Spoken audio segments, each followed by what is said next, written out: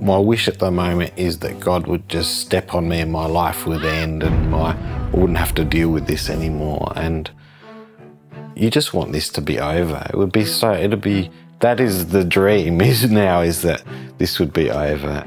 The book of Job is like a user's guide to life and suffering. And you know, this wealthy man who has everything, family and spouse and a great life, and all of that is taken from him.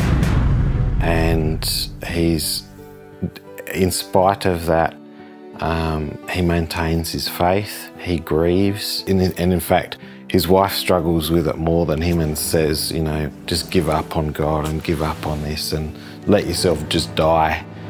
And he says, we accept all of the good things, why not also the bad? Suffering, I think, can give a different level of wisdom, I think, about your worldview and how God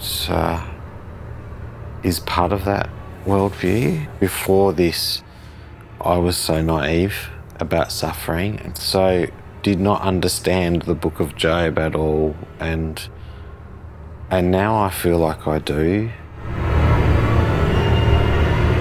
I've got a different worldview of Christ and his suffering for humanity and his suffering for me, and God's understanding of how much suffering hurts and how challenging that is. And I have now that respect of Jesus understands suffering, and God's not this vindictive lightning thrower out there trying to spoil everything.